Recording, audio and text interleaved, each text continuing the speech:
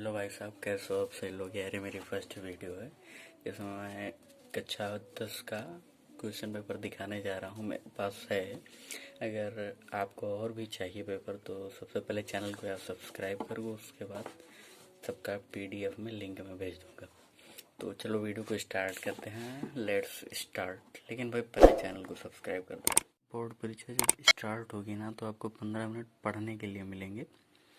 यहाँ पर लिखा है प्रारंभ के 15 मिनट परीक्षार्थियों को पढ़ने के लिए निर्धारित है। इसका मतलब कि आपकी जब परीक्षा स्टार्ट होगी तो आपको 15 मिनट क्वेश्चन पेपर पढ़ने का मिलेगा। अब सबसे पहले क्वेश्चन नंबर 1 में क्या दिया है, क्या है निम्नलिखित में से कोई एक कथन सही है, उसे पहचान कर लिखना है। इसमें 4 ऑप्शन दिए हैं भाई साहब। प्रेमचंद एक महाकवि के रूप में प्रसिद्ध हैं। गुनाहों के देवता उपन्यास के लेखक डॉक्टर धर्मवीर भारती हैं। ममता के लेखक रामधारी सिंह दिनकर हैं। मित्रता रामचंद्र शुक्ल का प्रसिद्ध कहानी संग्रह है। तो इसमें से कोई एक सही हो, मैं बता देता हूँ, वो है दूसरा। गुनाहों का देवता उपन्यास के लेखक डॉक्टर धर्मवीर भारती हैं। ये पहले का है। उसके बाद पेज नंबर 2 पे आते हैं।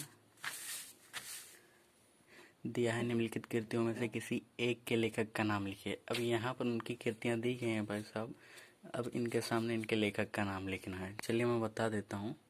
तो यहाँ पर हमारा पहला दिया हुआ है सेवा सदन, जिसके लेखक प्रेमचंद हैं। इसके लेखक प्रेमचंद हैं। ये प्रेमचंद का उपन्यास है भाई। हाँ, ये उपन्यास विधा है, उपन्यास। उसके बाद दूसरा दिया है चंद्रगुप्त।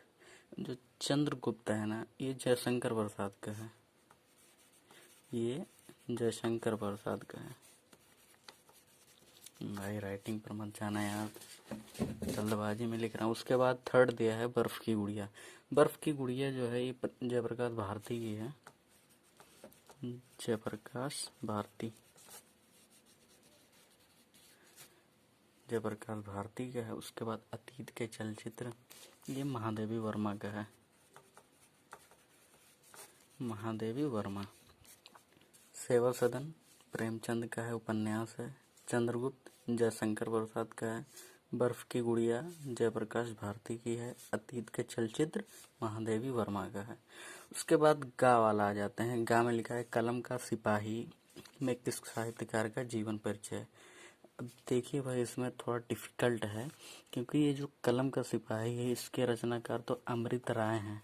अमृत राय, लेकिन ये मुंशी प्रेमचंद के ऊपर लिखी गई जीवनी है। हालांकि यह है जीवनी, लेकिन लिखी गई है मुंशी प्रेमचंद के ऊपर। मुंशी प्रेमचंद, मुंशी प्रेमचंद है क्योंकि जो अमृत राय थे मुंशी प्रेमचंद के पुत्र थे, इसलिए इन्होंने मुंशी प्रेमचंद के ऊपर लिखा। उसके बाद गा आ जाते हैं। किसी एक एकांकी लेखक का नाम लिखे। भाई एकांकी लेखक कौन है? सबसे जीता जाता एग्जाम्पल जयशंकर प्रसाद है। जयशंकर प्रसाद। जयशंकर प्रसाद बहुत ही प्रसिद्ध एकांकी लेखक हैं, जिनकी एक एकांकी है एक घूंट। एक घूंट, एक घूंट भाई कभी कभी क्वेश्चन में भी पूछ लिया जाता है, एक घूंट किसकी रचना है? तो सीधा सा बोल दीजिएगा जयशंकर प्रसाद। उसके बाद दूसरे में आ जाते हैं। दूसरे का छायावाद की 2 प्रमुख विशेषताएं लिखिए। इसका लिंक मैं पीडीएफ में भेज दूंगा। उसके बाद ग है रीतिकाल की 2 प्रमुख प्रवृत्तियों का उल्लेख कीजिए। भाई रीतिकाल की 2 प्रमुख प्रवृत्तियां कौन कौन से हैं? इसको भी मैं पीडीएफ में भेज दूंगा। डिस्क्रिप्शन में लिंक होगा भाई, उसी से देख लेना, पीडीएफ डाउनलोड कर लेना। उसके बाद गा पे आ जाते हैं। किसी एक प्रगतिवादी कवि का नाम लिखिए। मैं इसको बता दे रहा हूँ क्योंकि सिर्फ एक ही प्रगतिवादी कवि नहीं है, बहुत सारे हैं, लेकिन फिर भी मैं एक का नाम बता दे रहा हूँ, वो है रामविलास शर्मा। रामविलास शर्मा। उसके बाद तीसरे में आ जाते हैं। निम्नलिखित गद्यांशों में से किसी एक गद्यांश के नीचे दिए गए प्रश्न का उत्तर दीजिए। भाई इसमें आपको पूरा पैराग्राफ पढ़ना पड़ेगा, जिसका मैं लिंक डिस्क्रिप्शन में भेज दूंगा। पीडीएफ आप डाउनलोड कर लेना। इसमें क्वेश्चन पूछा हुआ है, ये पैराग्राफ पढ़ने के बाद आपको नीचे क्वेश्चन दे रहेगा, उपयुक्त गद्यांश का संदर्भ लिखना है। यानी पैराग्राफ ये पूरा पढ़ने के बाद आपको इसका संदर्भ लिखना है। संदर्भ में क्या क्या होता है ये भी मैं पीडीएफ में बता दूंगा। भाई संदर्भ में क्या होता है ना कि जैसे ये पैराग्राफ किस चैप्टर से लिया गया है, इसके लेखक कौन है, वही लिखना रहता है। उसके बाद आ जाते हैं दूसरे पे, रेखांकित अंश की व्याख्या करना। अब रेखांकित अंश की व्याख्या मतलब जो जो रेखांकित किए गए हैं, यहाँ पर जितने भी वाक्य हैं ना ये रेखांकित हैं, तो इतनी की आपको व्याख्या करनी है।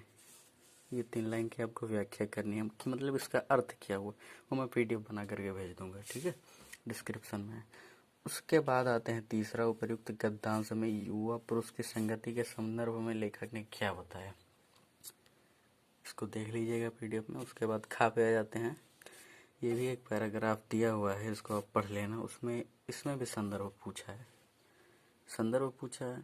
अब आपको वही संदर्भ में लिखना है कि किस चैप्टर से लिया गया है, इसके लेखक कौन है, बस ये हो जाएगा संदर्भ। उसके बाद रेखांकित अंश की व्याख्या, जैसे पहले वाले में था वैसे इसमें भी ये जो रेखांकित किया गया है वर्ड, इसी को व्याख्या करनी है आपको। उसके बाद ये तो सब आप कर ही लेंगे भाई, भेज दूंगा मैं पीडीएफ में, डाउनलोड कर लीजिएगा। उसके बाद यहाँ पर चौथा दिया है, ये 5 नंबर का प्रश्न है भाई।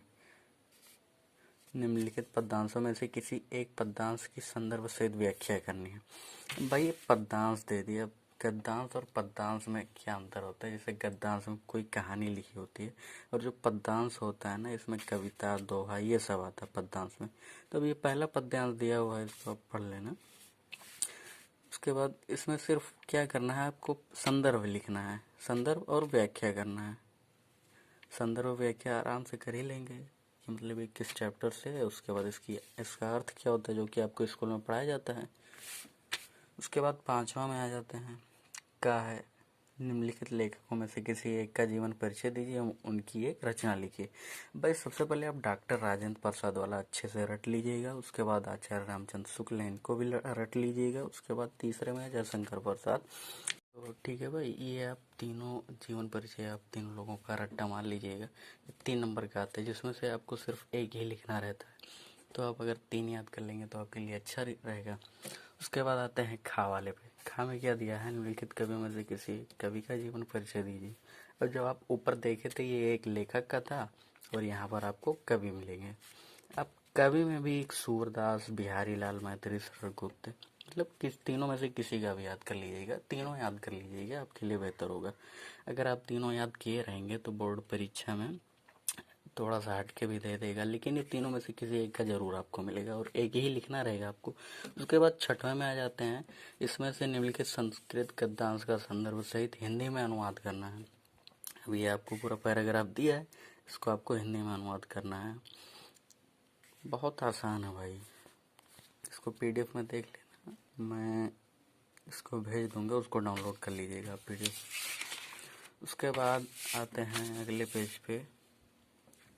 यहाँ पर आपको एक अथवा करके दिया है भाई साहब, या तो आप ये वाला कर लीजिए। उसके बाद अथवा करके दिया है, अथवा करके आपको ये 2 लाइन है, श्लोक दिया हुआ है। आप या तो इस श्लोक का हिंदी अनुवाद कर दीजिए, या तो उस पैराग्राफ का कर दीजिए, दोनों में से एक ही करना है आपको। उसके बाद 7वें में आता है, अपनी पुस्तक से कंठस्थ किया हुआ कोई एक श्लोक लिखिए। भाई ये जो दिया है ना, इसको आप नहीं लिख सकते दोबारा, आपको कम से कम 2 श्लोक याद होने चाहिए, जिससे अगर एक आ भी जाए तो आप दूसरा लिख सकते हैं। इसलिए 2 श्लोक आप जरूर समझ करके याद कर लीजिएगा। एक श्लोक लिख लेंगे, वो 2 नंबर का हो जाएगा आपका।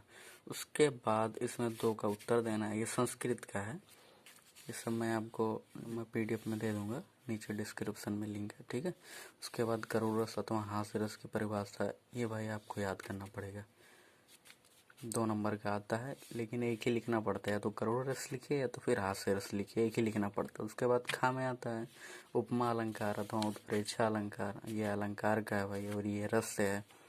उसके बाद ये सोरठा अथवा रोला की परिभाषा उदाहरण सहित लिखिए, इसमें से आपको भी एक लिखना है, सोरठा लिखिए या फिर रोला लिखिए, इसको पीडीएफ में देख लेना। उसके बाद 9 नंबर में आ जाता है, का निम्नलिखित उपसर्गों में से किसी 3 के मेल से एक शब्द बनाए भाई। जैसे इसमें से किसी 3 का बनाना है, 3 नंबर मिल जाएगा। जैसे अनु, अनु को आप लिख सकते हैं अनुप्रास्थ। उसके बाद दूसरा लिख सकते हैं परिसर। उसके बाद लिख सकते हैं आप अपमान भी लिख सकते हैं। सु से सुविधा आप लिख सकते हैं। अभिमान लिख सकते हैं। ऐसा हो जाएगा, ठीक है, आसान है। खा वाले में आ जाते हैं। इसमें से क्या कह रहा है, निम्नलिखित में से किन्हीं दो प्रत्ययों का प्रयोग करके एक शब्द बने। भाई इसमें प्रत्यय लगाना है। प्रत्यय का मतलब इसके लास्ट में ये वर्ड है, जैसे बड़प्पन। आई में जैसे पढ़ाई, हट हो गया, हट को आप आहट लिख सकते हैं। ऐसे आप बना करके कोई भी लिख सकते हैं। उसके बाद गा वाले में आ जाते हैं। निम्नलिखित में से किन्हीं दो में समास विग्रह कीजिए। भाई समास विग्रह में क्या होता है, जैसे यहाँ पर पहला वाला दिया है पाप पुण्य, इसको समास विग्रह करने में क्या करेंगे, ये जो डैश दिया है ना, डैश हटा करके आप लिख देंगे पाप और पुण्य। देखिए भाई ऐसा लिख सकते हैं, पाप और पुण्य हो गया, पहला का 1 नंबर मिल गया। नवरत्न, अब यहाँ पर आपको नवरत्न में नव और रत्न नहीं लिखना भाई, क्योंकि पूरा आपस में मिला हुआ है। इसमें बीच में डैश था, इसलिए डैश की जगह पे और लगा दिया। अब यहाँ पर डैश वैश नहीं, इसलिए नवरत्न आपको किताब में मिलेगा। नवरत्न का मतलब होता है नवरत्नों का समूह। मैं लिख नहीं रहा हूँ, नवरत्नों का समूह इसका अर्थ हो जाएगा, ये हो जाएगा उसका समास विग्रह। ये जो विद्या मिलती है भाई साहब, अब विद्या में उसको देख सकते हैं, सिर्फ 2 का ही करना है। उसके बाद चलते हैं आगे। यहाँ पर घा वाला दिया है। निम्नलिखित में से किन्हीं 2 शब्दों के तत्सम रूप लिखने हैं। तत्सम रूप ये भी आपको विद्या में मिल जाएगा। कुपूत कुपुत्र हो जाएगा ऐसे, ठीक है। उसके बाद दूध दुग्ध हो जाएगा। चरण चरण हो जाएगा ऐसे, ठीक है। उसके बाद अंगा वाले में निम्नलिखित में से किन्हीं 2 शब्दों के 2 पर्यायवाची लिखने हैं। भाई पर्यायवाची तो सिंपल है, सभी को याद होगा, ठीक है, ये आप कर लीजिएगा। उसके बाद 10th में आ जाते हैं का। निम्नलिखित में से किन्हीं 2 में संधि विच्छेद करना है। भाई संधि विच्छेद ये भी सिंपल होता है, PDF में मैं सबका भेज दूंगा, उसको देख लीजिएगा, उसको डाउनलोड कर लीजिएगा। संधि का नाम लिखिए भाई, कौन सी संधि है, स्वर संधि है, यण संधि है, ठीक है। संधि विच्छेद तो कर ही ले जाएंगे। उसके बाद आते हैं खा वाले में। निम्नलिखित शब्दों के षष्ठी विभक्ति का बहुवचन रूप लिखे।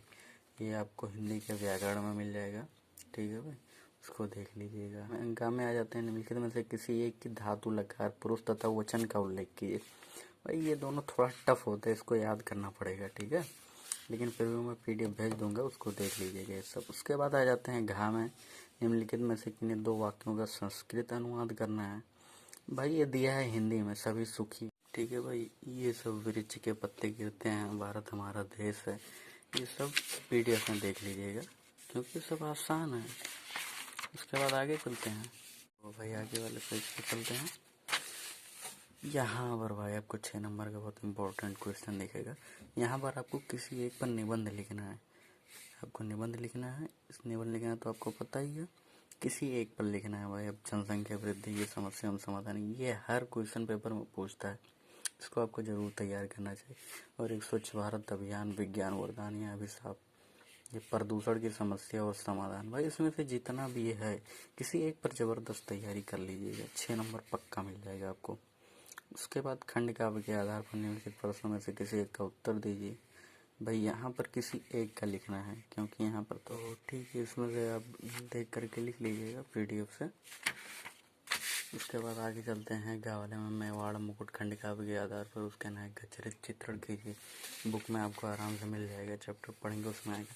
मतलब मैं आपको टाइप दिखा रहा हूँ कि भाई किस टाइप में आता है क्वेश्चन पेपर, कितने क्वेश्चन होते हैं, किस तरह का होता है, देख रहे हैं, ये सब आप आसानी से कर ले जाएंगे। इसमें से सब में से सिर्फ एक ही लिखना है भाई, जैसे इधर दिया है का से एक लिखना, उसके बाद खा वाले में से सिर्फ एक ही लिखना है, तो ये लिखिए या तो ये लिखिए, वैसे सब में दिया है। उसके बाद आगे चलते हैं।